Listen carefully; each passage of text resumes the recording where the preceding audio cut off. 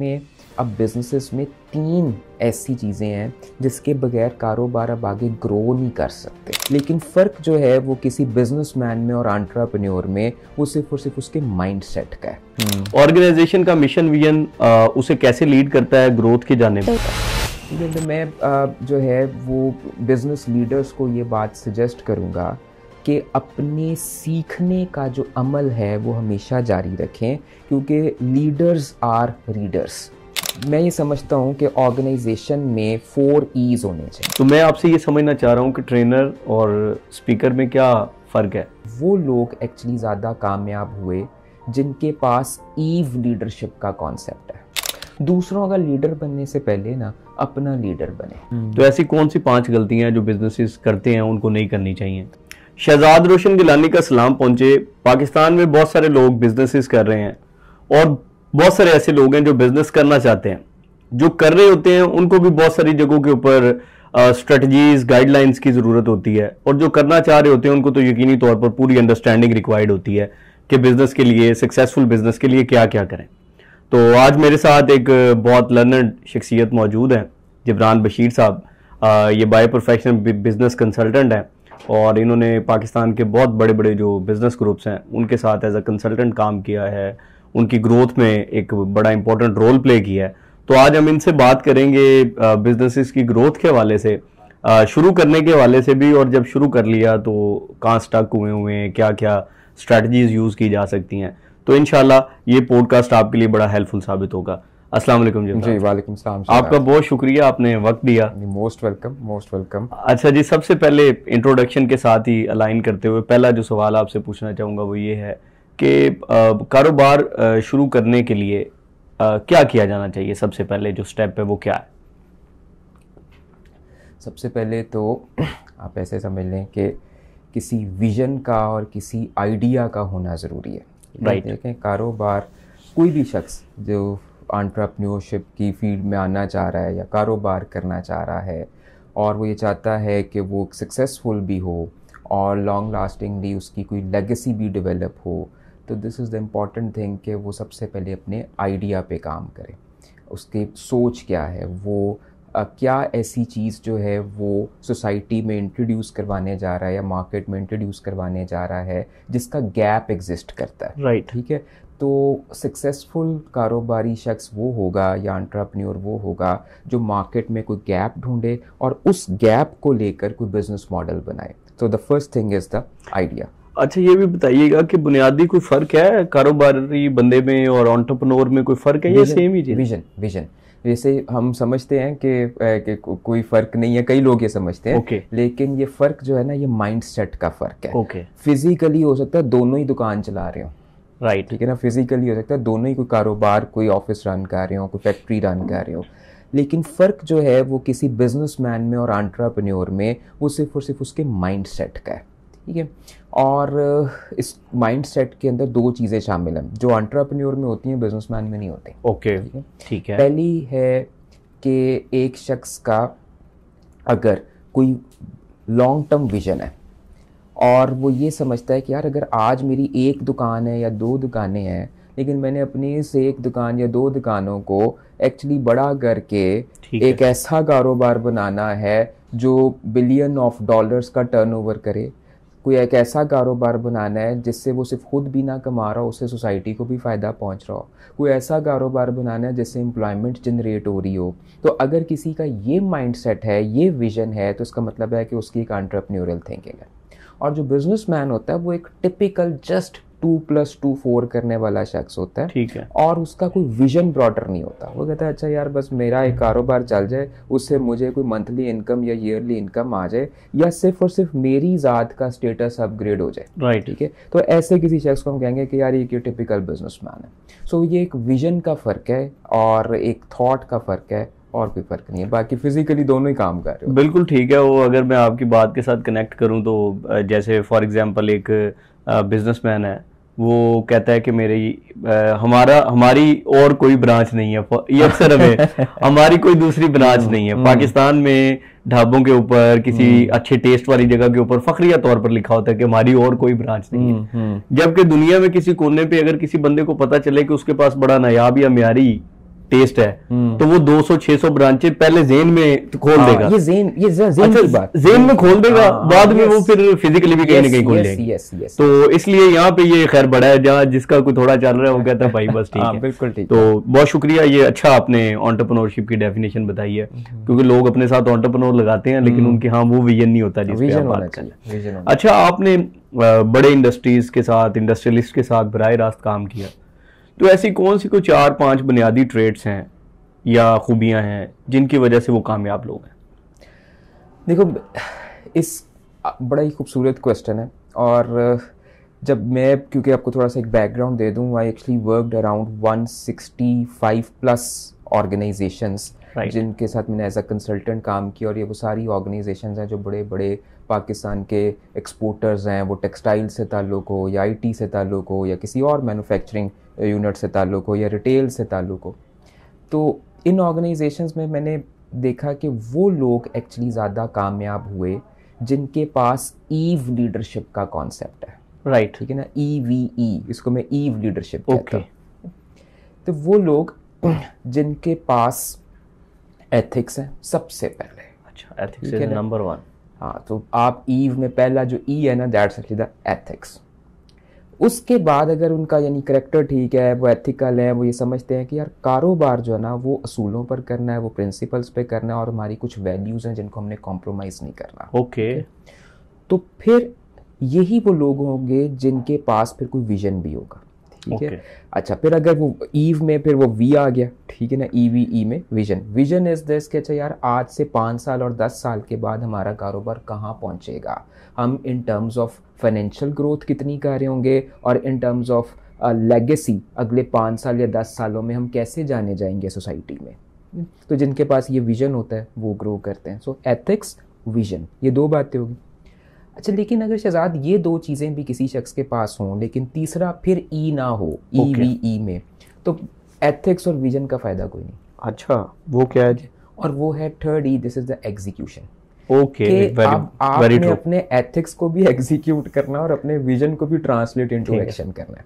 तो मैंने हर उस बिजनेसमैन को, हर उस एंटरप्रेन्योर को पाकिस्तान में कामयाब देखा है जिसके पास एथिक्स हैं, जिसके पास विजन है, और फिर वो उनकी एग्जीक्यूशन करता है। ठीक है, तो ये तो एक कामयाबी की है। लेकिन वो लोग जो बहुत एथिकल है लेकिन they do not have a vision, तो वो ख़ास हद से आगे नहीं जा सकते। उन कहते हैं शरीफ आदमी, वो शरीफ आदमी है, लेकिन उसके पास अगर कोई बड़ा ख्वाब नहीं है, ग्रो नहीं कर सकेगा। किसी के पास ख्वाब बहुत बड़ा है, विजन बहुत बड़ा, लेकिन अगर वो एथिकल नहीं है ना, तो then there are the chances कि वो 2 नंबरी करेगा और अपने विजन को हासिल करने के लिए हर तरह की दूसरी तीसरी नंबर की हर एक्टिविटी कर जाएगा। अच्छा, अब एथिक्स भी हो, विजन भी हो, लेकिन कई जगहों पर मैंने देखा है लोग मार खा जाते हैं कि वह एग्जीक्यूट ही नहीं कर पाते चीज़ों को। तो अगर एग्जीक्यूशन नहीं है तो फिर एथिक्स का और विजन का कोई फ़ायदा नहीं है। सो मैंने जिन लोगों के साथ काम किया और उनमें से मैंने जिन लोगों को बहुत सक्सेसफुल देखा, इन पाकिस्तान में भी, पाकिस्तान से बाहर भी, वो एथिक्स, विजन और एग्जीक्यूशन के कम्बिनेशन से कहीं पर पहुँचे। अच्छा, बिल्कुल ठीक है। ये भी बताइएगा कि आप क्योंकि HR के लोगों के साथ बहुत काम करते हैं, जहाँ जाएँ कोई बड़ा HR हेड मिले तो वो आपका स्टूडेंट मिलता है और बड़ा अच्छा कंट्रीब्यूट भी कर रहे हैं। HR वर्ल्ड में भी बड़े इस तरह के मसाइल हैं कि लोग कहते हैं कि हम जो कह रहे हैं ठीक कह रहे हैं। फॉर एग्जांपल CEO की तरफ से बात आती तो वो अपनी बात पे रिजिड है, स्टक है। यहाँ से अगर कोई एम्प्लॉय है वो अपनी बात से। ये जो फ़र्क है कि तुम्हें पता है या मुझे पता है, इसको हम में कैसे बदला जा सकता है? देखो, मैं अपने जो डिफरेंट जो HR के स्टूडेंट्स हैं, जो अब तो माशाल्लाह वो डिफरेंट पोजीशंस पे बैठे हुए हैं as an head of HR। मैं परसों भी एक वेबिनार कर रहा था, तो मैं लोगों को ये समझा रहा था कि यार अपने आप को ना पीपल मैनेजर ना समझो। अच्छा, है ना, कि तुमने सिर्फ और सिर्फ जो है वो कि तुम कंसिडर करोगे जी तुम the mother of the organisation हो और तुमने सिर्फ और सिर्फ एम्प्लॉयज़ के राइट्स की बात करनी है। अगर तो तुम सिर्फ ये बात करोगे तो then you are not basically the strategic performance partner of the organisation. Okay. और अगर तुम सिर्फ और सिर्फ जो है वो किसी CEO की और किसी एंटरप्रेन्योर की फेवर में बात करोगे तो then again it means that you are not a professional. ठीक है, द पॉइंट इज़ दिस कि जो HR प्रोफेशनल्स हैं अगर वो ऑर्गेनाइजेशनल परफॉर्मेंस के ऊपर अपना फोकस रखे ना, कि यार किस तरीके से ऑर्गेनाइजेशन ने अपने फाइनेंशियल और नॉन फाइनेंशियल टारगेट्स मीट करने हैं, और सीईओ को और स्टाफ को अलाइन कर दे शेयर्ड फाइनेंशियल और नॉन फाइनेंशियल गोल्स पे, कि यार आप सारों ने मिलके ये गोल्स अचीव करने हैं, और जब आप ये गोल्स अचीव करेंगे तो प्रॉफिट सीईओ ने भी कमाना है, और उसी प्रॉफिट शेयरिंग के अंदर जो है वो आपकी एम्प्लॉयज भी हैं। बिल्कुल ठीक। तो फिर बेसिकली होता क्या है कि everyone is actually work for the organisational performance. ठीक है, तो जब ऑर्गेनाइजेशनल परफॉर्मेंस के प्लेटफॉर्म पे सारे इकट्ठे हो जाते हैं तो फिर उनके दरमियान में जो है वो डिफरेंसेस नहीं होते। अदरवाइज हर इंडिविजुअल जब अपनी अपनी इंटरेस्ट की बात करता है ना और ऑर्गेनाइजेशन को साइड पे रख देता है तो तब कन्फ्लिक्ट आने शुरू होता है। अच्छा, वैसे मैंने आपके साथ सारी डिस्कशन बिजनेसेस के ऊपर करनी, तो एचआर की बात अब छिड़ गई। एक सवाल मैं आपसे और एचआर का पूछ के फिर अगेन वापस बिजनेस की तरफ आते हैं। वो सवाल ये है कि देखें, सीईओ को बड़ा शौक है अपनी तारीफ सुनने का, या वाहवाही का शौक है फर्ज करें, और उधर से ऑर्गेनाइजेशन में कुछ वो लोग हैं जो सीईओ के पास बैठ के वाहवाही या तारीफ वाला कुलिया कर लेते हैं। अच्छा, ये जो तारीफ करने का और तारीफ सुनने का ये जो माजरा है, इसका कितना नुकसान होता है ऑर्गेनाइजेशन की परफॉर्मेंस के ऊपर? और होता भी है, आपको बेहतर ज्यादा पता होगा मेरे। अच्छा देखो, हु आर द लीडर्स, इस समझना ही पड़ेगा। देखो, एक सीईओ है ना, सीईओ एक पोजीशन का नाम है, लीडरशिप किसी पोजीशन का नाम नहीं। राइट। लीडरशिप एक माइंडसेट का नाम है। वो लोग ऑर्गेनाइजेशन को बेहतरीन लीड कर सकते हैं जो सीईओ नहीं होते, जो एक्चुअली बिजनेस लीडर्स होते हैं। ओके। और जो बिजनेस लीडर्स होते हैं उनको दो चीज़ों का शौक नहीं होता बिजनेस लीडर्स को। अच्छा। वो किसी खुशामद के और किसी भी वेलकमिंग बिहेवियर्स के लोगों के ख्वाह नहीं होते। उनको ये शौक़ नहीं होता कि जी मैं कहीं पर जाऊं तो लोग मुझे उठ के मिलें, और उनको ये शौक़ नहीं होता कि मैं जहाँ पर बैठूं तो लोग मेरी तारीफ़ करें। ठीक है, ये उनका माइंडसेट क्यों होता है भला, यानी वो ऐसा क्यों नहीं चाहते? इसलिए कि उनको पता है कि यार अगर मैं खुशामद पसंद हो गया और अगर मैं ये ख्वाहिश करना शुरू हो गया कि मैं जिधर जाऊँ और लोग जो है वो बड़ी गर्मजोशी से मुझसे मिलें, तो फिर इन्हीं दोनों बातों की वजह से जो लोग हैं वो मुझे ब्लैकमेल करना शुरू कर देंगे या मुझे यूज़ करना शुरू कर देंगे। So the leaders are not basically much care about this behaviour. They are actually focused on the targets, they are focused on the goals, they are focused on the vision. तो अगर तो किसी भी CEO में खुशामद कराने की या ख़ुद को वेलकम कराने का बहुत शौक़ है, तो मैं टेक्निकली एक चीज़ सजेस्ट करता हूँ कि उसको चाहिए कि एक साइकोमेट्रिक टेस्ट होता है फायरो बी के नाम से। ओके। ठीक है, वो अपना टेस्ट करे, और अगर उसको भी उस टेस्ट से उसको ये पता चल जाएगा कि वो कितना खुशामद पसंद है, तो जब उसको उसका स्केल पता चल जाए ना, तो फिर उसके ऊपर इंटेंशनली फोकस करेगा, यार ये काम मुझे नहीं करना। ठीक है, तो लीडर्स का कोई ताल्लुक जो है वो खुशामद के साथ या खुद को कहीं पे वेलकम कराने से नहीं होता। और ये जो लोग कर रहे होते हैं उनको क्या कहेंगे आप?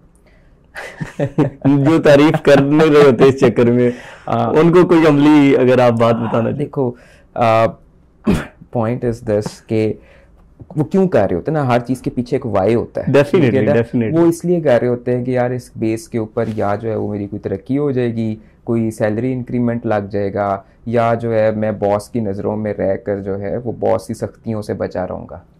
इस सारे का आंसर ये है कि यार ये बड़े शॉर्ट टर्म सॉल्यूशंस हैं। ये जो शॉर्ट टर्म सॉल्यूशंस हैं ये आपको कोई 5-6 महीने मैक्सिमम 1 साल तक तो जो है वो बचा सकते हैं, लेकिन ये आपके करियर की ग्रोथ में आपके काम नहीं आ सकते। फॉर द करियर ग्रोथ जो चीज़ चाहिए है ना, वो असल में चाहिए हैं दो। अगेन कि आप एक एथिकल पर्सन हैं या नहीं, और दूसरा ये कि आपका कॉम्पिटेंसी लेवल क्या है। अगर आप कॉम्पिटेंट हैं अपनी फील्ड में, अगर आप एथिकल हैं, तो आप ऑटोमेटिकली परफॉर्मेंस देंगे। अगर आप परफॉर्मेंस दे रहे हैं ना, तो मैं आपको एक और बात बताऊं, मैंने जितने जेन्युइन सीईओज़ या लीडर्स देखे हैं वो अपने उस स्टाफ मेंबर को ज़्यादा पसंद करते हैं जो 0% खुशामद करता है लेकिन 100% परफॉर्मेंस देता है। राइट। ठीक है, और वो ये चाहते हैं कि यार ये बंदा कभी भी ऑर्गेनाइजेशन जो है ना वो छोड़ के ना जाए। तो ये जो हमारी ऑर्गेनाइजेशंस में ना पाकिस्तान में बिजनेसेस में एक बड़ा कल्चर है, मियाँ जी मियाँ जी मियाँ जी, मियाँ जी आए ने मियाँ जी आए ने, उन्होंने उठ के मिलना, मियाँ साहब आए ने मियाँ साहब आए ने। मियाँ साहब जो है ना वो इस चीज़ को, जो ओरिजिनल मियाँ होते हैं ना, उन चीज़ों को बिल्कुल पसंद नहीं कर रहे होते हैं। वो कहते हैं यार मुझे बंदा वो चाहिए जो वाकई रिसोर्स है, बंदा वो चाहिए जो ऑर्गेनाइजेशन को गोल्स को अचीव करने में कोई कंट्रीब्यूट कर रहा है। राइट। और अगर कोई ऐसा बंदा ऑर्गेनाइजेशन में मौजूद हो तो उसको खुशामद करने की जरूरत नहीं पड़ती। बिल्कुल ठीक है। अच्छा जिब्रान साहब, कॉस्ट जो है या खर्चे जिसे हम कहते हैं वो बहुत ज़रूरी होते हैं, जहाँ तक मेरी कोई बुनियादी सी इन्फॉर्मेशन है उसके मुताबिक, कारोबार के लिए। तो उसमें ये जो हम कॉस्ट, हमारा खर्चे होते हैं, उनको कंट्रोल करना ऑर्गेनाइजेशन के लिए कितना ज़रूरी होता है, या मैनेज करना, और कैसे बेहतर तरीके से मैनेज किया जा सकता है? अच्छा क्योंकि ना ये एक बड़ा आपने एक ब्रॉडर जो है वो टॉक करती है। कॉस्ट ऑफ, वो आप उसको कॉस्ट ऑफ प्रोडक्शन कह लो, आप उसको कॉस्ट ऑफ सर्विसेज कह लो, कॉस्ट ऑफ ऑपरेशंस कह लो। इसमें भी एक माइंडसेट है, इसको भी तो समझते हैं। देखो एक तो ये है कि ऑर्गेनाइजेशंस में अगर कोई चोरी चकारी, कोई पलफ्रेज हो रहा है या कहीं पे कोई वेस्टेजेस हो रहे हैं, ऐसी कॉस्ट को मिनिमाइज करना through the proper defined internal control systems, through the standard operating procedures, ये तो इम्पॉर्टेंट है। ठीक है, कि यार कि चोरी चकारी ना हो, वेस्टेजेस ना हो, ठीक है, और ऐसे गलत डिसीजंस ना हो रहे हो कि जिनके डिसीजंस की भी एक कॉस्ट जो है वो होती है। ठीक है, मिसाल के तौर के ऊपर कि अगर आपने, लेट्स टेक एन एग्जांपल, कि किसी रिटेल ब्रांड ने फैसला किया कि जी हमने सेल लगानी है मार्च में, ठीक है, लेकिन वो फैसला असल में ठीक नहीं था। वो सेल अगर अप्रैल में लगती तो इम्पैक्ट कुछ और आता, राइट, ठीक है, वो आ गया मार्च में। तो अब, और अगर वो मार्च में सेल लगा दी, उसका अगर अब इम्पैक्ट पड़ गया है बिजनेस की सेल्स पे, तो ऐसे जो डिसीजंस होते हैं ना, इन डिसीजंस को एक्चुअली मिनिमाइज करने के लिए there are the strategies in the organisation, wastages को मिनिमाइज करने के लिए strategies in the organisation, cost of production को मैनेज करने के लिए इंटरनल कंट्रोल सिस्टम्स होते हैं। ये होना लाजमी है, ठीक है, लेकिन और ये वाली कॉस्ट मैनेज भी करनी चाहिए, बाकायदा कॉस्टिंग करके प्रोडक्शन भी करनी चाहिए, ये तो एक बात। लेकिन दूसरी साइड पे अगर माइंडसेट किसी कारोबारी का सिर्फ ये है कि मैं पैसा कमा ही पैसा बचा कर सकता हूँ, या मैं जहाँ जहाँ पर कट कॉस्ट कर सकता हूँ कर दूँ, ठीक है, फिर ये गलत अप्रोच है।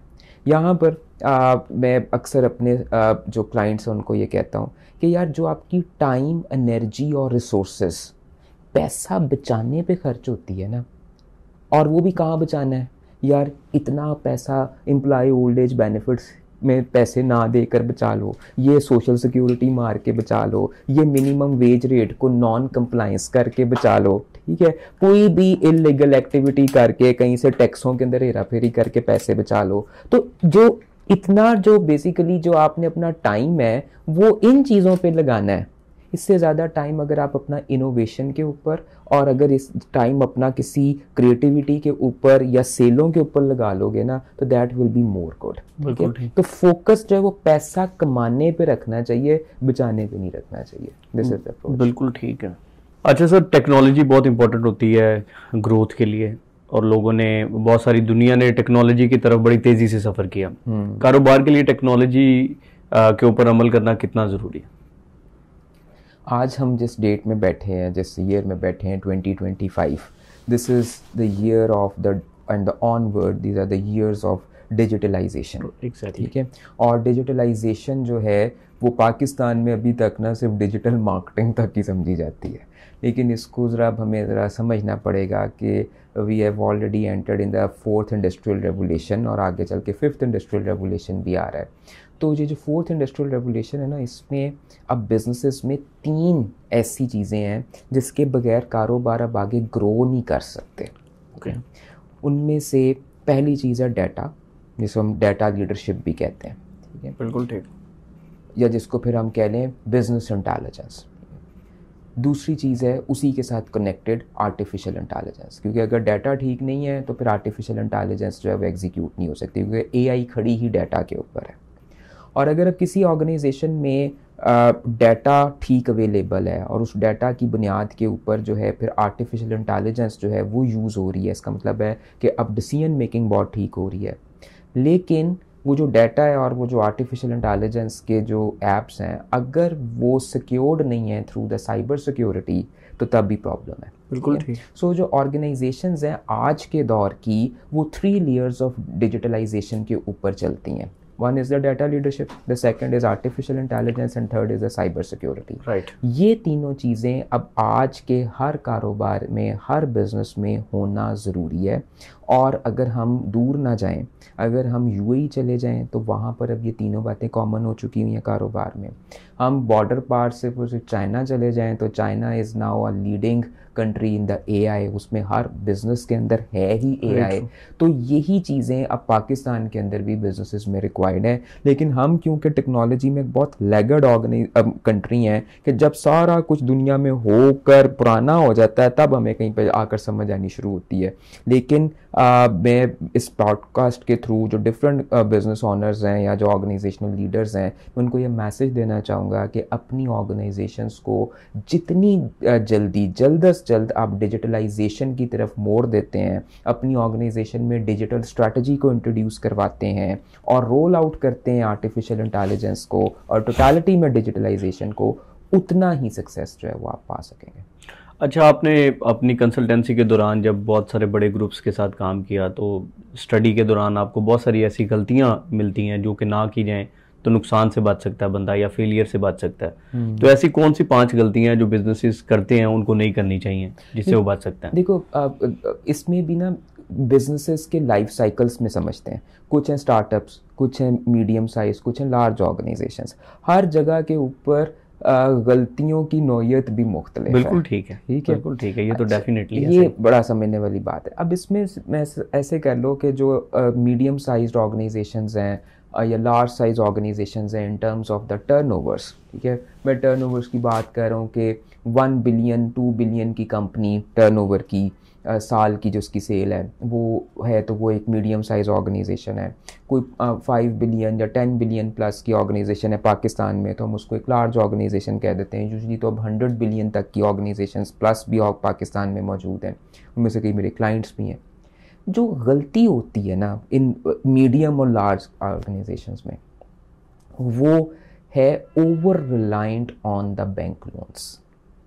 ओके, ये एक बड़ी डीप इनसाइट बात है जो मैं कर रहा हूँ। और कई दफ़ा तो फिर ऑर्गेनाइजेशंस के जो मालकान हैं वो ये भी कहते हैं कि यार जबरान ऐसा लगता है हम बैंक की नौकरी कर रहे हैं कि जो कमाते हैं वो इंटरेस्ट की सूरत में हम जो है वो बैंक्स को वापस कर देते हैं।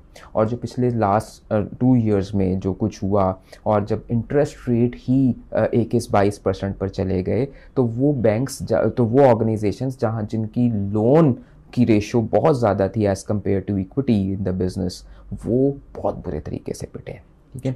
और वो ही ऑर्गेनाइजेशन सर्वाइव कर सकी जिनके लोन्स कम थे, जिनकी इक्विटी बिजनेस में जो है वो ज़्यादा थी। तो मेरी मीडियम साइज़ और लार्ज साइज़ ऑर्गेनाइजेशंस को ये एक सजेशन भी होती है और एज अ कंसल्टेंट हम कई दफ़ा फिर ऑर्गेनाइजेशंस में ये स्ट्रैटेजी भी क्राफ्ट करते हैं कि किस तरह से 3 से 5 सालों में हमने ऑर्गेनाइजेशन को लोन फ्री करना है, क्या स्ट्रैटेजीज़ हमने ऑप्ट करनी है कि हम लोन फ्री होकर चल सकें। तो वो organisations on the other and ये भी कहती हैं कि यार ग्रोथ करने के लिए हमें जो है वो लोन तो लेना है, बिल्कुल लें, लेकिन जब लोन ले रहे हो ना तो माइंडसेट ये नहीं होना चाहिए कि यार अब पूरा जिंदगी ही लोन के ऊपर कारोबार में चलना है। तो शॉर्ट टर्म और लॉन्ग टर्म लोन्स बिजनेसेस में लेने पड़ते हैं, लेकिन उन लोन्स को रिटर्न करने की स्ट्रैटेजी भी होनी चाहिए हमारे पास। और फिर हमारे पास एक कोई रेशो होनी चाहिए कि यार अगर 100 रुपए का कारोबार है तो 100 रुपए में से 70 रुपए की ऑनर्स इक्विटी अपनी हो, 30 रुपए 20 रुपए हमने बैंक से डलवा लिए तो चलो ठीक है। लेकिन यहाँ पर आज ये हालात है कि अपनी इक्विटी होती कोई नहीं, पूरा का पूरा बिजनेस जो है वो लोन पे चल रहा होता है। तो जब हम ये गलती कर बैठते हैं ना तो इसका मतलब है कि अब किसी भी वक्त में कुछ गड़बड़ हो सकती है और बिजनेस हाईली रिस्की हो जाता है। तो मैक्सिमम अपनी जो लोन स्ट्रैटेजी है ऑर्गेनाइजेशंस को वो मिनिमम रखनी चाहिए, और अगर लोन ले भी लिया है तो उसको रिटर्न करने की भी स्ट्रैटेजी जो है वो हमारे पास मौजूद होनी चाहिए। और उसके लिए ज़रूरी है कि कंपनीज़ के जो CFOs हैं they must be very intelligent कि यार इस सारी चीज़ को किस तरह से प्लान करना है, जो यूजली वैसे मैंने देखे नहीं इतने intelligent. This is another issue in the organization. और कोलैबोरेशन का कितना रोल हो सकता है बिजनेस में?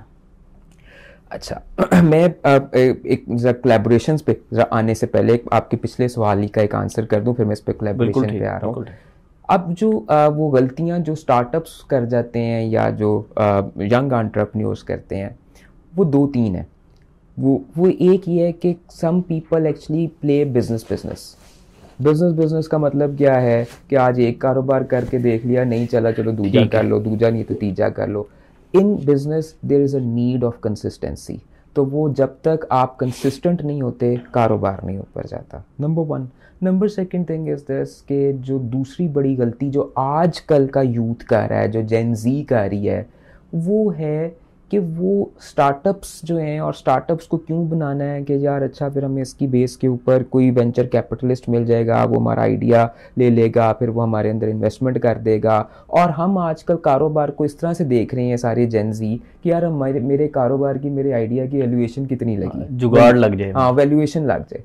वैल्यूएशन से बाहर निकलें और फोकस करें इस बात के ऊपर कि यार मैंने इससे खुद अर्न कैसे करना और प्रॉफिट कैसे कमाना है। बिजनेस का ताल्लुक वैल्यूएशंस के साथ नहीं है, प्रॉफिट के साथ है। तो ये गलती हम कर रहे हैं आजकल, ख़ास तौर पे यूथ के, वो वैल्यूएशंस की तरफ जा रही है, ना कि प्रॉफिट अर्निंग्स की तरफ। ये तो ये जो है वो दूसरी बात है। बिल्कुल ठीक है। अब आते हैं आपका सवाल जो आपने कहा कि जी कोलैबोरेशंस।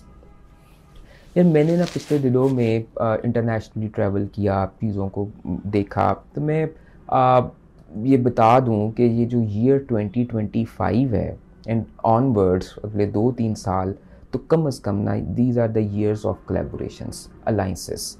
इंटरनेशनली हो क्या रहा है कि बड़ी बड़ी कंपनीज इवन छोटे छोटे स्टार्टअप्स के साथ कोलैबोरेशंस करके नए प्रोडक्ट्स बना रही हैं। बिल्कुल ठीक है। वो कोई बहुत बड़ी कंपनी है, उसने कोई किसी स्टार्टअप के साथ जो है वो कनेक्ट किया, और कनेक्ट करके जो है वो एक नया प्रोडक्ट खड़ा कर दिया। जैसे आज किसने सोचा था कि यार ये डिफरेंट ऑटो गाड़ियों की कंपनियां जो है ये इकट्ठे कोलैबोरेशन कर लेंगी। बिल्कुल ऐसे वो कर रही हैं। तो the collaboration is basically the new reality. और जब तक कोलैबोरेशंस इन द बिजनेस नहीं होंगी, तब तक हम इनोवेशंस नहीं कर सकेंगे, तब तक सिनर्जीज डेवलप नहीं कर सकेंगे। और एक और बात भी जो है अंडरस्टैंड करने वाली है कि अब जो ऑर्गेनाइजेशनल हायरार्कीज़ हैं या जो स्ट्रक्चर्स हैं ना, वो विद इन द ऑर्गेनाइजेशन ना फैलाएं। वो जितना इधर अंदर फैलाएंगे उसका फ़ायदा कोई नहीं है। जितनी क्रॉस ऑर्गेनाइजेशनल हायरार्कीज़ होंगी ना, यानी जितनी एक दूसरे के साथ कनेक्टेड होंगे, उतनी ही कोई हम नई प्रोडक्ट्स, कोई नई सर्विसेज जो है वो निकाल सकेंगे। और यही वो सर्विसेज हैं जिनको फिर एक्सपोर्ट भी किया जा सकता होगा। और पाकिस्तान में जो बहुत बड़ा प्रॉब्लम है, जो इशू है, जो इंटरनेशनली मैंने नहीं देखा, internationally people love to collaborate with each other. Okay, in Pakistan हम हर चीज़ में कोलैबोरेशन करने से डरते हैं। हर बंदा एक 1.5 इंच की अलहदा मस्जिद बनाकर बैठा हुआ है, साइलोज के अंदर ऑपरेट कर रहे हैं। हम तो इवन ऑर्गेनाइजेशन में डिपार्टमेंट एक दूसरे के साथ साइलोज में ऑपरेट कर रहे होते हैं। वो एक मार्केटिंग डिपार्टमेंट क्या कर रहा है वो प्रोडक्शन वाले को नहीं पता होता, प्रोडक्शन वाले को नहीं पता होता प्रोक्योरमेंट वाला क्या कर रहा है, और साइलोज में रहते हैं। जबकि ये जो अब दुनिया है, ये कोलैबोरेशन और अलाइंसेस के बगैर नहीं चल सकती है। तो again through this podcast, this is a message for the young business leaders and for the already matured business leaders कि if you actually really want to grow, do the collaborations with each other and come up with the new business solutions. अच्छा, for example Jibran साहब, मैंने ये देखा कि लोग पाकिस्तान में बुजुर्ग हो गए, या बाबा वर्ड यूज होता है, बाबे हो जाने के बाद उनकी करीब की नज़र खराब हुई, लेकिन उन्होंने वो अप्रूवल्स और वो देखना और वो साइंस, इसकी एक बड़ी रूटीन प्रैक्टिस है यहाँ पे। आपको मेरे से बहुत ज्यादा पता होगा इस हवाले से। तो ये जो अपनी सिग्नेचर या अपनी पावर को शिफ्ट करना with people who are working with you, ये कितना जरूरी है, या इसका कोई रोल है ग्रोथ के साथ? असल में ना इसको हम बोलते हैं ऑर्गेनाइजेशन के टर्म्स में या बिजनेस टर्म्स में सेंट्रलाइज्ड करना या डिसेंट्रलाइज्ड करना। राइट, ठीक है।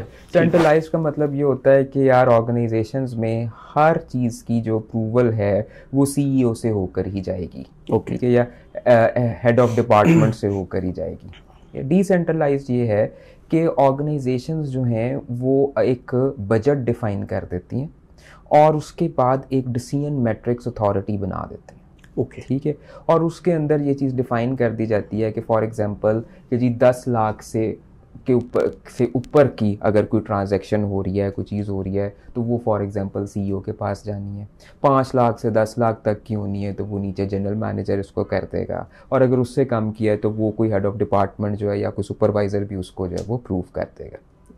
So the important thing is this कि अगर तो हम ये समझते हैं कि यार ऑर्गेनाइजेशन में जो वर्क एफिशिएंसी है वो बढ़े, तो हमें सेंट्रलाइज्ड, बहुत ज़्यादा स्ट्रॉन्ग सेंट्रलाइज्ड होने के कि जी हर चीज़ का साइन जो है वो सीईओ ही करे, वो बिजनेसमैन ही करे, उससे हमें अब बच जाना चाहिए। Because it's totally a time wastage, और इसको रिमूव कर देना चाहिए या इसको रिप्लेस कर देना चाहिए through the decision matrix authority.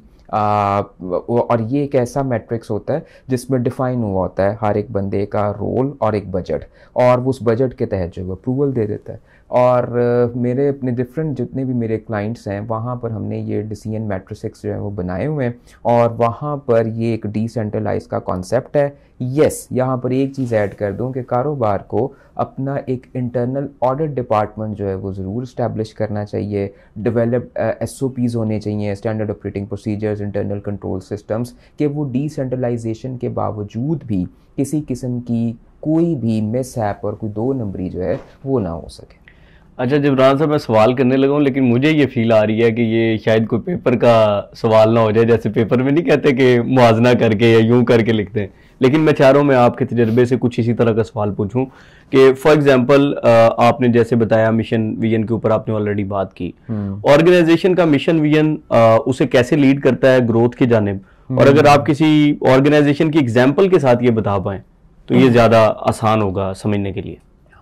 देखो एग्जाम्पल्स में 165 एग्जाम्पल्स मैं ही दे देता हूँ जो मेरे क्लाइंट्स की हैं। मैं जब अपने क्लाइंट्स के पास जाता हूँ और वहाँ पर जब वो मेरे साथ कोई इशू डिस्कस करते हैं, और वो इश्यूज जो हैं वो फॉर एग्जांपल ये है कि यार फॉर एग्जांपल स्टाफ काम नहीं कर रहा, या ऑर्गेनाइजेशन जो है वो ग्रोथ नहीं कर रही, या यार हम कुछ करना चाह रहे हैं लेकिन हमसे वो हो नहीं पा रहा कारोबार में, तो उसके बैक एंड पे जो हार्ड कोर रीज़न होती है ना वो ये होती है कि ऑर्गेनाइजेशन को यही नहीं पता होता कि उन्होंने अगले 5 सालों में जाना कहाँ पर है, what is the direction of the organisation.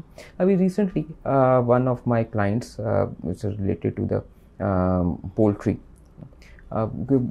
Podcast में मैं क्योंकि नाम नहीं ले सकता, बिल्कुल ठीक है, तो मैं जनरलाइज ही कर देता हूँ। वहाँ पे हमने पूरी ऑर्गेनाइजेशन को एक रीवैम्प किया है, उस ऑर्गेनाइजेशन के पूरे स्ट्रक्चर्स बने हैं, एसओपीज़ बने हैं, कल्चर रीडिफाइन हुआ है, स्टाफ के केपीआईज बने हैं, लेकिन ये सब कुछ तो बन जाए और स्टाफ उन पे काम भी करना शुरू कर दे, लेकिन यही ना पता हो कि ये सब कुछ हम क्यों कर रहे हैं, वाई क्या है इसका। तो फिर नीचे इन सारी चीज़ों को बनाने का और करने की कोई ऑब्जेक्टिविटी नहीं रह जाती। ठीक है, so everything actually start from some why, start from some strategy, and that strategy is the mission, vision, goals. जब आपको पता हो ना कि यार मैंने फॉर एग्जांपल इस्लामाबाद जाना है, फिर आप उसके लिए ही अपने आप को तैयार करोगे, गाड़ी भी उसी के लिए सेट करोगे, आपको पता होगा मैंने मोटरवे लेनी है और फिर उसके अकॉर्डिंगली वहाँ पर मूव करना है। तो for example we set the vision of 100 billion rupees की कंपनी बनना है। अब पिछले दिनों में we actually launched the vision and mission vision and mission statement of the organisation, और बाकायदा उसको हमने लॉन्च किया, सारे स्टाफ को बिठाया, उनको बताया जी ये हमारी स्ट्रैटेजी है, और अब हम जो भी कुछ करने जा रहे हैं, हमारे जितने भी स्ट्रक्चर्स हैं, हमारे प्रोसेसेस हैं, एसओपीज़ हैं, आपके केपीआईज हैं, वो सारा कुछ लिंक्ड है इस 100 बिलियन के विजन के साथ। Now everyone is aligned with that direction. तो ये जो मिशन और विजन है ना, ये आपको डायरेक्शन देती है, और विदाउट डायरेक्शन कोई भी बिजनेस जो है उसकी ग्रोथ नामुमकिन है। अच्छा ये भी बताइएगा कि हमें ये लगता है कि ये जो बात हमने की आखिरी बात है और मेरे से ज़्यादा किसी को यहाँ पे पता नहीं है, ठीक है, तो आप पढ़ाते हैं, सीईओज़ को भी पढ़ाते हैं, डायरेक्टर्स को भी पढ़ाते हैं, तो ये जो लोग लीड कर रहे होते हैं या सीईओज़ हैं, इनके लिए कोई पढ़ने के अमल के सिलसिले को जारी रखना कितना ज़रूरी होता है या कोई ज़रूरत नहीं है? देखो इसमें शहजाद 2 पॉइंट्स हैं। पहली चीज़ तो ये है कि कोई भी शख्स अक्ले कुल नहीं होता, बिल्कुल ठीक। ठीक है, कोई भी बात एब्सोल्यूट नहीं है। देखो, दो तरह की साइंसेस हैं, एक है नेचुरल साइंस, एक है सोशल साइंस। ठीक है, नेचुरल साइंस के अंदर ना ये फिजिक्स, केमिस्ट्री, बायो और रब समा उसको मैथ्स को शामिल कर लो, आपका जो 2+2 4 ही है। ठीक है, every action there is an equal and opposite reaction, Newton का ये लॉ है जी, मोर और लेस ऐसे ही होगा। ठीक है, ये है जिसे हम कहते हैं कि जी नेचुरल साइंस। ये इसमें जो भी बात की गई वो एक फैक्ट है, एक हकीकत है, ऐसे ही होना है। लेकिन जो सोशल साइंस होती है ना, जहाँ पर ह्यूमन इन्वॉल्व हो जाता है, वहाँ पर किसी एक शख्स ने अगर कोई बात की है ना, तो उसकी बात के उलट में भी कोई बात जो है वो भी उतनी ही ऑथेंटिक हो सकती है। ठीक है ना, एक थेरी के अगेंस्ट भी कोई थेरी हो सकती है। बिल्कुल ठीक है। तो in the social science where there is a human involve, वहाँ पर कोई भी बात एब्सोल्यूट नहीं है कि बस जो मैंने कह दिया वही होएगी।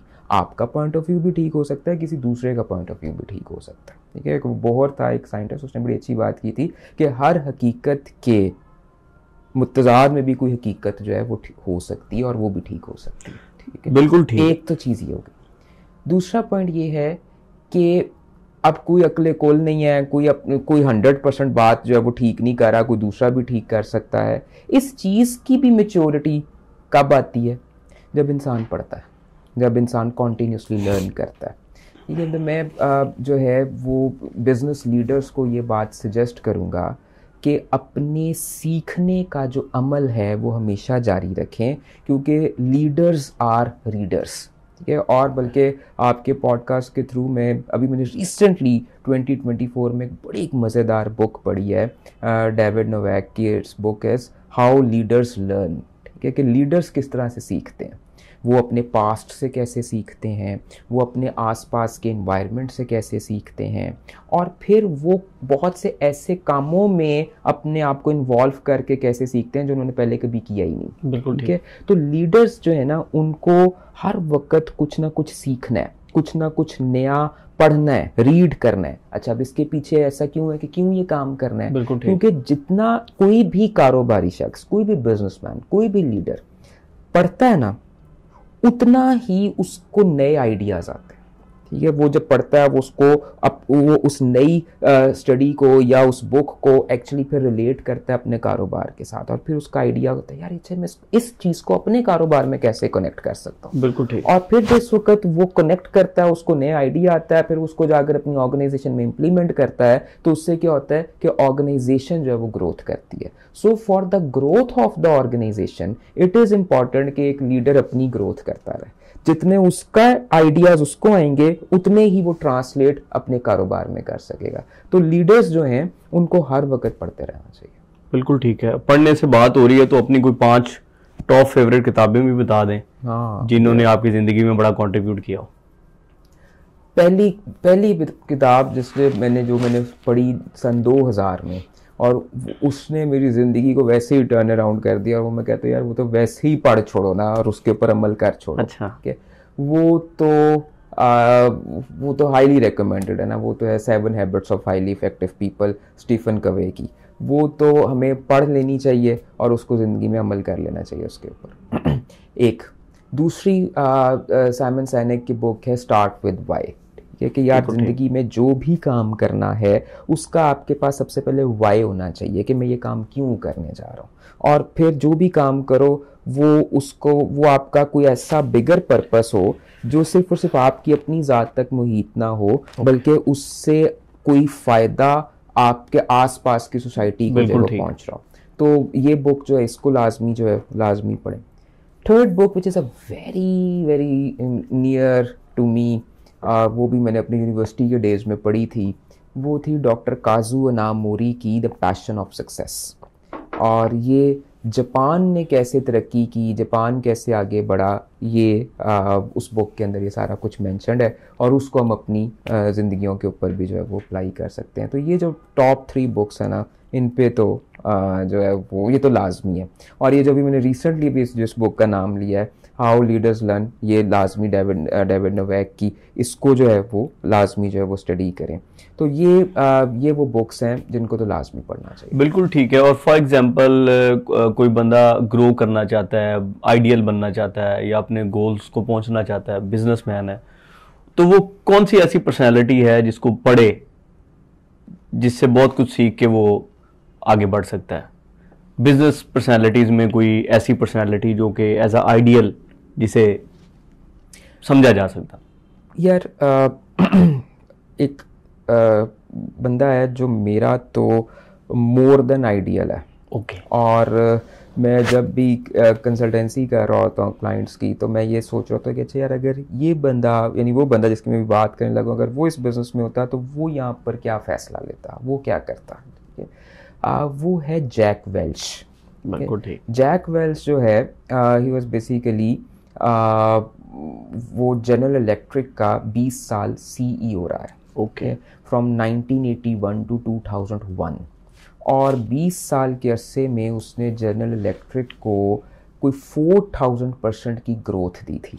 ओके। और वो और उसका वो जो पूरा केस स्टडी है 20 सालों का, वो बल्कि हार्वर्ड ने भी पब्लिश किया, फिर उसको CNN के ऊपर भी जो है वो मल्टीपल टाइम्स डिस्कस किया गया। फिर उसकी एक अपनी किताब है द विनिंग के नाम से, उसके अंदर उसने वो पूरा जर्नी जो है उसको उसके अंदर लिखा, बल्कि वो 5वीं बुक जो है ना, ये द विनिंग है, क्योंकि ये लाजमी पढ़ें जैक वेल्च की। तो ये जो बिजनेस लीडर्स हैं उन्हें जैक वेल्च को ज़रूर स्टडी करना चाहिए और उसके केस स्टडीज़ पढ़ने चाहिए, बिकॉज कि उससे हमें ना 3-4 चीज़ें सीखने को मिलती हैं। 1 is the business leadership. Second ये कि जैक वेल्च को पढ़ने के बाद इंसान के अंदर से गुड बॉय सिंड्रोम ख़त्म हो जाता है कि वो ये सोचे कि यार मैंने हर एक के आगे अच्छा बन के रहना है। ओके। वो कहेगा कोई अच्छा नहीं होता, कोई बुरा नहीं होता, टारगेट्स अचीव करने हैं वो एथिकल ग्राउंड्स पे अचीव करने हैं। आपको पॉपुलर डिसीजंस नहीं करने हैं कि हर बंदा खुश हो जाए, आपको राइट डिसीजंस करने हैं। ठीक है, तो जैक वेल्च से ना इस तरह की बहुत सी चीज़ें जो है वो सीखने को मिलती हैं। तो इसको जो है वो लाजमी करें। और इसमें मैं एक चीज़ ऐड करूं बल्कि आपके पॉडकास्ट में, कि उसकी एक बड़ी ही खूबसूरत लर्निंग जो मैंने उससे की, उससे CNN पे किसी ने पूछा कि आपने ये 20 सालों की पूरी एक ट्रांसफॉर्म की ऑर्गेनाइजेशन को, जनरल इलेक्ट्रिक को, तो इसमें आपने मल्टीपल रिफॉर्म्स की कारोबार में जिसकी वजह से इतनी ग्रोथ हुई, लेकिन कौन सी कोई एक बात है जिसकी वजह से आप समझते हैं कि सबसे ज़्यादा ग्रोथ हुई है? तो उसने कहा कि मैंने ऑर्गेनाइजेशन में ना 4 E's का फार्मूला लगा दिया था। ठीक है, 4 E's। ठीक है ना, 4 E's। वो क्या है? उस जगह कि मैं ये समझता हूँ कि ऑर्गेनाइजेशन में 4 E's होने चाहिए। ठीक है।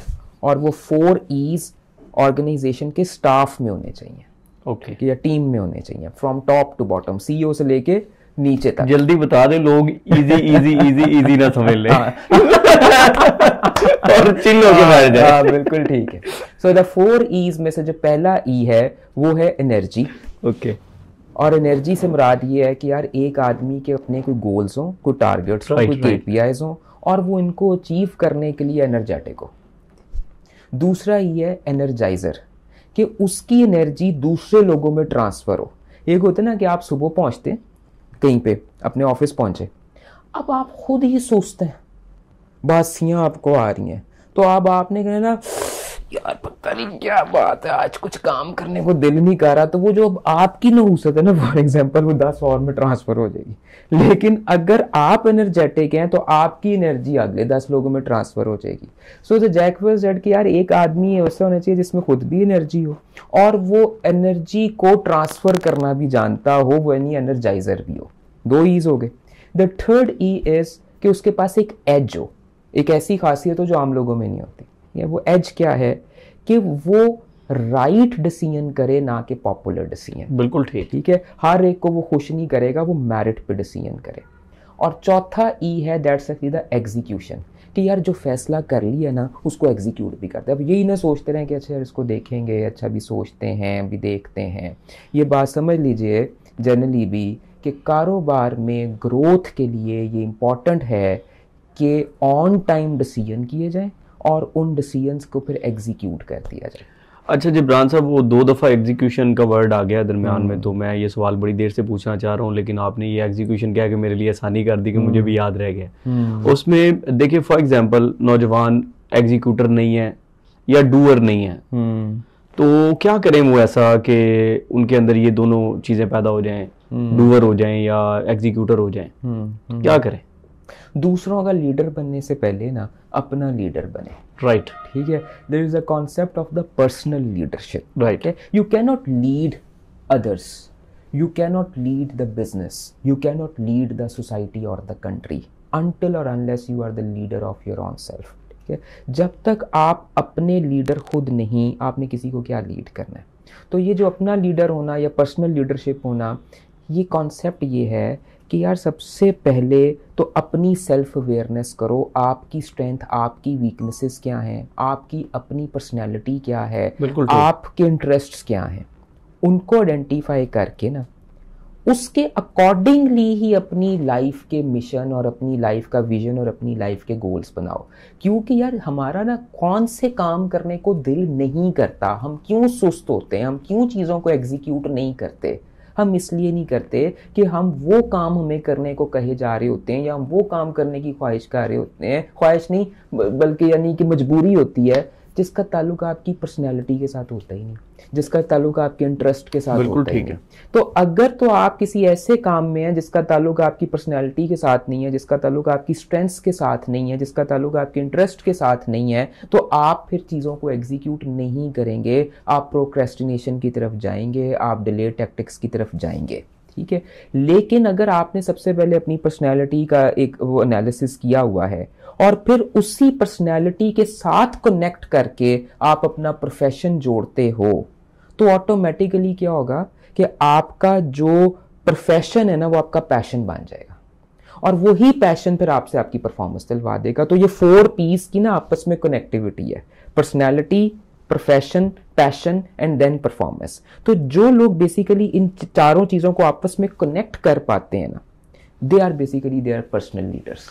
बिल्कुल ठीक। तो पर्सनल लीडरशिप के ऊपर सबसे पहले अपनी काम करें, तभी आप बाकी और काम कर सकते हैं। अच्छा जिब्रान साहब, आपने इंट्रोडक्शन में भी बताया और हमें भी पता है आपने कोई 165 ऑर्गेनाइजेशंस के साथ काम किया और उसमें बड़े नाम है, बहुत बहुत बड़े नाम है जो बहुत सारे लोगों के एक्सेस में भी इवन नहीं है।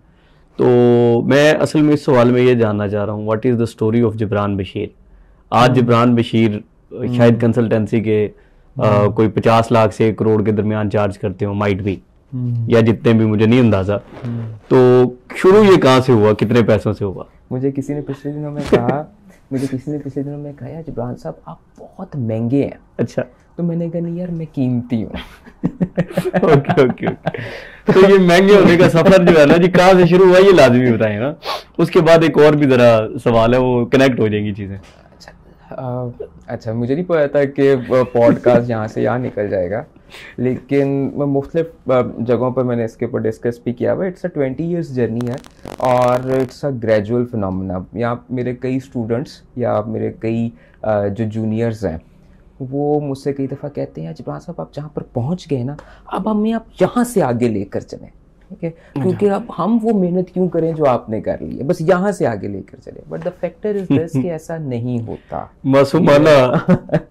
ठीक है, अल्लाह ताला ने भी कुरान में कहा है कि मैंने ये दुनिया जो ना वो 6 दिनों में बनाई है। हालांकि वो आप वो कर सकता था ना। तो नेचुरली फितरत में, कुदरत में यही है कि हर चीज़ का एक प्रोसेस है, उसने उस प्रोसेस से ही होकर जाना है।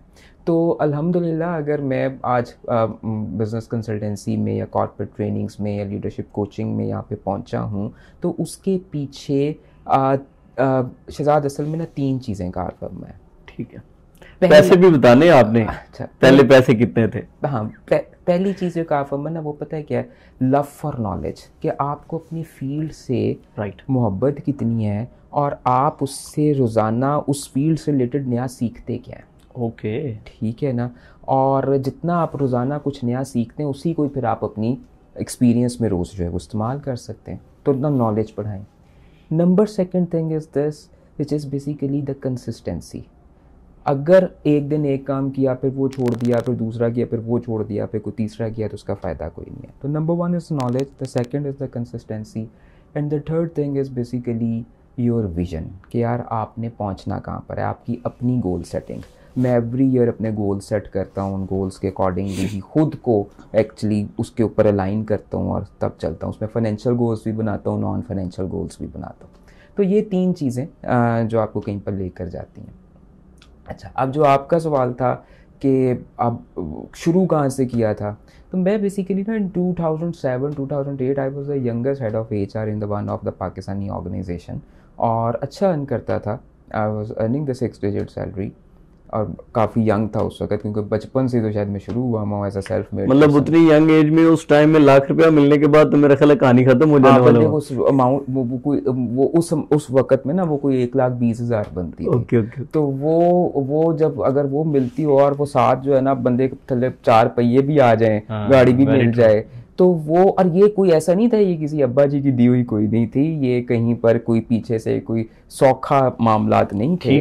This is all hard earned, ठीक है, राइट। तो लेकिन बहुत छोटी उम्र से शुरू हुआ था, तो इसलिए कोई यंग एज के अंदर जो है वो चीज़ें गेट कर ली थी। लेकिन मेरे लिए मैं वहाँ रुक भी सकता था, ठीक है, यार ठीक है, हो गया। लेकिन आपको ना अपने कंफर्ट जोन से निकलना होता है। अगर आपके कोई विजन है, आपके कोई टारगेट्स हैं, राइट, तो वो विजन और वो टारगेट्स अगर आपको तंग करते रहें तो ग्रोथ होती है। बिल्कुल ठीक। तो आई लेफ्ट द जॉब, और when I started the consultancy तो वो सारे 6 डिजिट ख़त्म हो गए थे, ठीक है, और मोड़ के कहानी पीछे आ गई थी। और फिर मुझे याद है कि जब मैंने अपनी फर्स्ट कंसल्टेंसी जो है उसको शुरू किया, तो मैंने जो अमाउंट वहाँ पर पहले दी एज एन इनवाइस, तो उस कंपनी के CEO ने उसके आगे से एक सिफर काट दिया। अच्छा। वो जब वो सिफर काट दिया तो वो अमाउंट पीछे रह ही कोई नहीं गई। अच्छा। तो वो कहीं पर रह गई शायद 5,000, तो 5,000 से per month consultancy I started, ठीक है, एंड नाउ अल्हम्दुलिल्लाह द थिंग्स आर। बता दे, अभी भी बता सकते हैं वैसे कि आप कितने कोई मुझे नहीं, वो बताने में कोई हर्ज नहीं है, but the factor is this कि नाउ आप, वरना हमारे पास वो डिजिटल मीडिया का जो ट्रेंड चल रहा है उसके मुताबिक गुंजाइश मौजूद है कि हम 50,000 से 50 करोड़ तक का सफर लिख देंगे। नहीं, मैं यूजली वैसे आपको जनरली बता देता हूँ कि मेरा अब डिफरेंट क्लाइंट्स के साथ मेरे ईयरली कॉन्ट्रैक्ट्स होते हैं कंसल्टेंसीज के, और कई कंपनीज के मैं बोर्ड के ऊपर एज एन इंडिपेंडेंट डायरेक्टर भी हूँ मौजूद, और एज अ कंसल्टेंट भी, एज अ इंडिपेंडेंट डायरेक्टर भी कई कंपनीज के। और जो ओवरऑल मैं कोई एक प्रोजेक्ट जो है वो जो साइन कर रहा होता हूँ ऑफ द ईयर, वो लाखों में नहीं होता।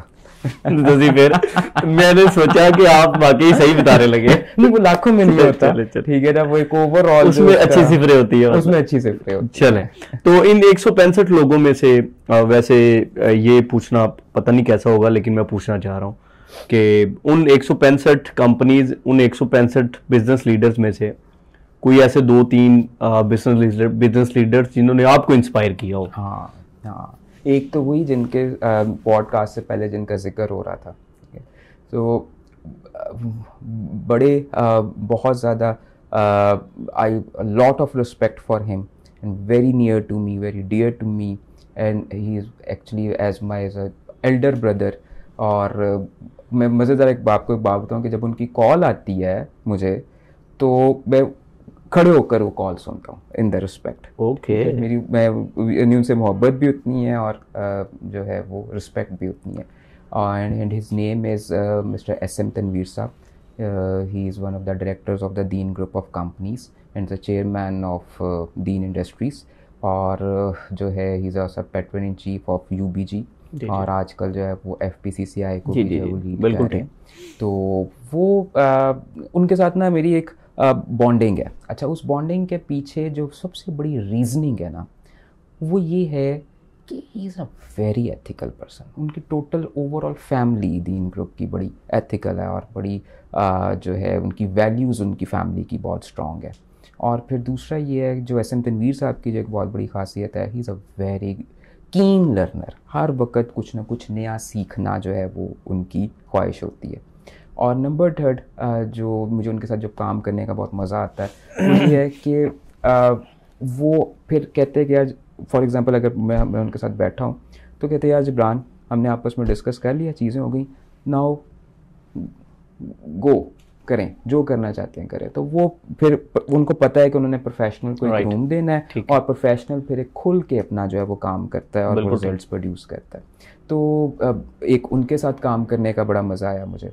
और फिर there is another young man, is a very good and very energetic positive mindset और एंड वेरी एथिकल, एंड वो हैं मोहसिन ख्वाजा साहब। He is basically one of the directors of the Mahmood group of companies. Right. और आजकल वो अपना एक उन्हीं महमूद ग्रुप में एक ऑर्गेनाइजेशन है रूमी पोल्ट्री के नाम से, वो उस पूरे को जो है वो देखते हैं। तो उनके साथ काम करने का मुझे बहुत मज़ा आया। और is a young chap but बड़ा विजनरी आदमी है। इसी तरीके से 2-3 और लोग भी हैं, लेकिन ये 2 हैं जिनके साथ मैंने बड़ा इन्जॉय किया काम। चलें जी, वंडरफुल। आखिरी सवाल है, श्योर, और या सेकंड लास्ट कह लें। इस सवाल ये है कि Jibran Bashir as a business consultant करोड़ों में लेते हैं, और बहुत ऐसी कोई बात नहीं की, आप समझ गए तो ठीक हो गया। मतलब लाखों में नहीं लेते। मतलब अगर मैं इसको कहूँ कि जिब्रान बशीर साहब लाखों में नहीं लेते, चले तो ठीक है। FBI ही ना आ जाए शाम को। FBI बिल्कुल आ जाए, माशाल्लाह 100% कंप्लायंट ऑर्गेनाइजेशन। चलें, वंडरफुल। तो बेसिकली सवाल ये था कि जिब्रान बशीर साहब ने अपना एक नाम पैदा कर लिया, अपना मकाम पैदा कर लिया, तो बहुत सारे लोग जो है ना वो बोल सकते हैं, माइट भी स्पीकर्स होते हैं, या लोग अपने आप को ट्रेनर भी कहते हैं। तो मैं आपसे ये समझना चाह रहा हूँ कि ट्रेनर और स्पीकर में क्या फ़र्क है। मैंने लोगों को ये शिकवा करते सुना है कि ट्रेनिंग इंडस्ट्री में पैसे नहीं है, या ट्रेनर्स को पैसे नहीं मिलते। तो आप बता रहे हैं भाई लाखों में तो नहीं मिलते, तो क्या फ़र्क क्या होगा, अगर बुनियादी फ़र्क मैं समझना चाहूँ आपसे। अच्छा, शहजाद, इसका आंसर के लिए ना मैं 2 से 3 मिनट बड़े कंक्रीट जरूरी है, क्लियर करना बड़ा ज़रूरी है। ये डिफरेंट स्पीशीज़ हैं। एक है मोटिवेशनल स्पीकर, ठीक है, एक है ट्रेनर, एक है कंसल्टेंट, एक है कोच। ये देखने में सारा कुछ एक ही लगता है, लेकिन ये एक है नहीं। इसकी ये डिफरेंट जॉब रोल्स हैं इनके, ठीक है। जो मोटिवेशनल स्पीकर है ना, वो कुछ सिखा नहीं रहा, वो कुछ बता रहा है, या हम पंजाबी में कहते हैं सिर्फ पखा रहा है, ठीक है ना। पखाना क्या हो, गोल बढ़ाओ, गोल बढ़ाओ, गोल बढ़ाओ, ठीक है, को कुछ जिंदगी विश कर लो। अब ये करने का तरीका, बताने का तरीका कुछ भी हो सकता है, लेकिन वो सिर्फ और सिर्फ एक जज्बा उभारता है। एक बात होगी। ट्रेनर कौन है? ट्रेनर है जो एक्चुअली कुछ सिखा रहा है, ओके, ठीक है। और सिखा कौन सकता है? कोई भी शख्स जो है ना, वो पढ़ के नहीं सिखा सकता। वो फिर अगेन वो एक और स्पीशी है टीचर की, जिसने किताब से पढ़ा और आपको पढ़ा दिया, ठीक है, वो is a teacher. Trainer is a person जिसने आपको जब कोई चीज़ सिखानी है, तो इसके लिए ज़रूरी है कि उसने पहले ज़िंदगी में वो खुद की हो, उसके पास तजर्बा हो, और उसको करने के बाद उसने उससे कोई कामयाबी भी हासिल की हो, तभी वो आगे भी सिखा सकेगा। यानी आप बेसिकली गाड़ी किसी को नहीं सिखा सकते सिर्फ और सिर्फ गाड़ी चलती कैसे उसकी किताब पढ़ के। जब तक आपने पहले गाड़ी खुद नहीं चलाई और कच्चे रास्तों में नहीं चलाई, अंदर जाके लाहौर के अंदरून लाहौर में नहीं चलाई, तब तक आप सिखा नहीं सकते। तो आप सिखाने वाला शख्स जो है वो ट्रेनर होता है, ठीक है। प्रॉब्लम क्या है कि हमारे पाकिस्तान में बहुत से लोग जब ये कहते हैं कि जी ट्रेनर नहीं कमाता फलां, वो ट्रेनर है ना जिसने कभी खुद कोई काम किया ही नहीं है। उसने सिखाना क्या? वो तो एक किताब पकड़ के उसको अगर वो जो है वो उर्दू में बोलना शुरू कर दे, इंग्लिश की किताब को उर्दू में बोलना शुरू कर दे, तो वो ट्रेनर तो ना हो गया ना, ठीक है। वो एक ट्रांसलेटर हो गया, या वो जस्ट एक कोई स्पीकर हो गया। सो ट्रेनर वो जिसको सिखाता है। नंबर 2। नंबर 3 है कंसल्टेंट। कंसल्टेंट जो है ना, जो असल में कारोबार की प्रॉब्लम्स को सॉल्व करता है, और सिर्फ वो एडवाइस नहीं करता कि ऐसे कर लो वैसे कर लो। वो असल में राइट हैंड होता है फिर कंपनीज के CEOs का, जिसमें वो उसके साथ मिलके डिसीजन मेकिंग भी करता है, और डिसीजन मेकिंग करके फिर उसकी एग्जीक्यूशन भी करवाता है। वो अब कई दफ़ा स्ट्रेटजीज के ज़रिए, वो पॉलिसीज़ के ज़रिए, या ऑन ग्राउंड डिसीजन मेकिंग के ज़रिए, ठीक है, जो एक्चुअली काम मैं कर रहा था। तो मेरा काम एक्चुअली कॉर्पोरेट ट्रेनिंग का है और कंसल्टेंसीज का है। तीसरा का जो एक और स्पीशी है वो है कोच की, ठीक है। जो कोच है ना, वो ना ही सिखाता है, ठीक है, और ना ही पखाता है, यानी ना ही वो कुछ जज्बा क्रिएट कर रहा है, ठीक है, ना ही वो कुछ सिखा रहा है। वो क्या करते हैं? ठीक है, कोच जो है वो शख्स है जो सुनता है, ठीक है। ये कॉन्सेप्ट है, इसको समझ लें। The coach is a person in the business language, in the management और in the performance coaching और in the leadership coaching, जिसका मेजर काम ये है कि उसने अपने क्लाइंट को सुनना है और सिर्फ सुनना है।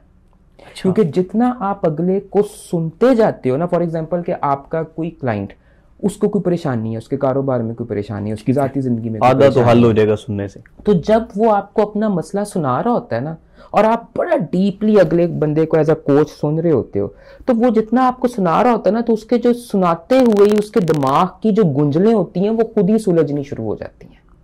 आपको as a coach good listener बनना है, एम्पैथेटिक लिसनर बनना। बिल्कुल ठीक। आप वो बन गए, आपको उसने आपको आधी बात सुना, आपको जब उसने बात सुनाई तो आधा तो अपने माइंड में वैसे ही क्लियर हो गया। अच्छा, कोच होना ट्रेनर से अगला दर्जा है? अगला दर्जा, ठीक है। और उसके बाद जो है, जो कोच है वो सिर्फ क्या करता है कि जब वो अगले बंदे क्लाइंट की पूरी बात को दिल और दिमाग से समझ लेता है, सुन लेता है, उसके बाद वो छोटा सा बीच में ट्वीक करता है कि अच्छा सर, ये जब आपने ये बात की है ना, इसमें आप ही बताएं आपके ख्याल में इसका सोल्यूशन क्या होना चाहिए। बंदा अपना सोल्यूशन भी खुद ही बताना शुरू कर देता है, ठीक है। अच्छा, वो जब वो सोल्यूशन बताता है तो उसमें सिर्फ कोच क्या करता है कि उस सोल्यूशन को सिर्फ और सिर्फ ना पॉलिश कर देता है कि आपका सोल्यूशन ठीक है, बस इसमें ना थोड़ी सी इस बात को इस तरह से कर लें। अब मैंने कहा हाँ सर, मैं तो क्लिक कर गई बात। कोच का काम ये है। अच्छा, अब ये जो कोचिंग है, ये कॉन्सेप्ट जो है, ये पाकिस्तान में बिल्कुल ही नया है। हम अभी भी ट्रेनर को ही कोच कह रहे हैं, ठीक है, जबकि ये एक मुख्तलिफ कॉन्सेप्ट है। और इसलिए मैं कहता हूँ कि यार, ये जो जितने भी यंग पौध आई है ना, वो सबसे पहले तो अपने आप को डिफाइन करे कि वो ट्रेनर है, वो कंसल्टेंट है, कि वो कोच है। और एक और बात जो मैं अक्सर कहता हूँ कि एक चीज़ से खुदा के वास्ते वाइड करें खुद को, और वो है कि अब हर बंदा ये जो मोटिवेशनल स्पीकर बनता है ना, ये this is not a profession. ये एक शौक है, एक पैशन है, कर लो जितनी देर करना है, लेकिन असल में वो काम करो जिससे वाकई कोई वैल्यू एडिशन जो है वो बिजनेसेस में कर सको या लोगों की ज़िंदगियों में कर सको। बिल्कुल ठीक है। अच्छा जिब्रान साहब, इंसान को ज़िंदगी में बहुत सारे लोग इंस्पायर करते हैं, शख्सियात इंस्पायर करते हैं, तो जिब्रान बशीर को किन शख्सियात ने बहुत इंस्पायर किया? कोई 3-4 क्विकली अगर आप बताना चाहें। Amazon.com पे 60,000 से ऊपर लीडरशिप की बुक्स हैं, ठीक है। मैं सारी तो नहीं पढ़ सका, लेकिन मैंने कोई, अगर मैं बहुत भी कंजर्वेटिव होकर बात करूँ ना, तो कोई 3-4 हज़ार तो पढ़ ली हैं, ठीक है ना। 3-4 हज़ार लीडरशिप की बुक्स ना, और उससे रिलेटेड बुक्स मैं जितनी भी बुक्स पढ़ी, और उसके साथ साथ मेरा एक बहुत पैशन है सीरत की किताबों को पढ़ने का, और जो प्रॉफिट सल्लल्लाहु अलैहि वसल्लम के जो डिफरेंट मौक़ों पर जो उनके एक्ट्स रहे हैं, मुख्तलिफ मसाइल को किस तरह से सॉल्व करना है। तो मैं देखता हूँ कि यार, ये जो लीडरशिप की जितनी ट्रेड्स, जितने स्किल सेट्स डिफरेंट एंगल से, वो पॉलिटिकल लीडरशिप हो, वो बिजनेस लीडरशिप हो, वो फैमिली लीडरशिप हो, वो पर्सनल लीडरशिप हो, उस सारे कॉन्टेक्स्ट पे प्रॉफिट सल्लल्लाहु अलैहि वसल्लम जो है वो यदि वो जो लीडरशिप है, he is a leader of the leaders, तो वो सारे का सारा कुछ वो एक ज़ात के अंदर पाया जाता है। तो मेरी द बिगेस्ट इंस्पायरेशन और मैं समझता हूँ कि वो जो कुरान में कहा गया है कि आपको एक बेहतरीन नमूना बनाकर पेश किया गया है, ही इज़ अ लीडर। तो अगर हम उनको फॉलो कर लेना, तो उनको फॉलो करने का मतलब ही यही है कि अब आप भी किसी न किसी दर्जे के कोई ना कोई अच्छे लीडर बन सकते हैं। उन जैसे तो नहीं बन सकते कभी, लेकिन उनको फॉलो करते हुए बहुत सी चीज़ें सीख सकते हैं। तो my biggest inspiration is him. उसके बाद यानी इस हस्ती के बाद मेरे एक टीचर हैं जिनसे मैंने ज़िंदगी में पढ़ाना सीखा है या सिखाना सीखा है, और वो मेरी यूनिवर्सिटी के टीचर रहे हुए हैं, डॉक्टर नवीद यज़दानी साहब। वो हमें 3 घंटे की क्लास आधे घंटे में पढ़ा देते थे। अच्छा। और वो जो उस आधे घंटे में हम पढ़ लेते थे और सीख लेते थे, वो आप समय पूरा सेमेस्टर भी उस पर हावी होता था। So he is a very learned man, lot of respect for him. तो उनसे बहुत कुछ जो है मैंने सीखा। तो बस आप ऐसे समझ लें कि जो लोग जो पर्सनैलिटीज़ मेरे माइंड में है वो यही हैं। ठीक है। और जिब्रान बशीर साहब, आखिरी सवाल है। वाकई अब जैसे लिखा होता है ना, बड़ा शवारमा छोटा शवारमा, तो वो उस कैटेगरी में आ गए हम। और यकीनी तौर पे ये आखिरी सवाल है, और इसमें जिब्रान बशीर साहब अपने आप को 10 साल में कहाँ देखते हैं? क्योंकि आप बहुत बात करते हैं 5 साल की, 4 साल की गोल्स की, तो क्या बनना चाहते हैं अगले 10 साल में? यार वेरी ऑनेस्टली मैं ना मैं अपनी ज़ात से बाहर निकलना चाहता हूँ, ठीक है? यानी इसका मतलब ये है कि यार अपने लिए कमाना, सिर्फ अपने लिए सोचना और सिर्फ अपनी ही ग्रोथ को मल्टीप्लायर इफेक्ट पर देखना, ये ना मुझे इतना अब चार्म नहीं करता। मैंने आई एक्चुअली क्रॉस्ड 40, लोग जो है वो मिड लाइफ क्राइसिस में चले जाते हैं कि यार हमने ज़िंदगी में कुछ किया नहीं। मैं आप व्हेन आई टच्ड 40 तो अल्हम्दुलिल्लाह मैं बड़ा इस पॉडकास्ट के ज़रिए ये बात करना चाहूँगा कि मैं जब ज़िंदगी में अपने 40 को पहुँचा तो मैं बहुत मुतमईन था कि यार आई हैव डन जो मैं करना चाहता था अपनी ज़िंदगी में, वो अपनी ज़ाती ज़िंदगी से रिलेटेड, फैमिली के लिए, या ओवरऑल एक नॉलेज कंट्रीब्यूशन हो या बिजनेसेस में कंट्रीब्यूशन हो, लोगों की इंडिविजुअल्स की लाइफ में कंट्रीब्यूशन हो, आई हैव डन दैट। जो मेरा अगले 5 से 10 साल या 20 साल का जो पैशन है ना, वो यार आपका और मेरा मुल्क है। इसको मैं ये समझता हूँ कि यार अगर मैंने 20 साल पहले ऑर्गेनाइजेशंस को डेवलप करने पे लगाया ना, तो now as a developmental leader work for the country. तो सून इंशाल्लाह ताला मैंने पहले एक इनिशिएटिव लिया भी था, उसमें आप मेरे साथ भी थे।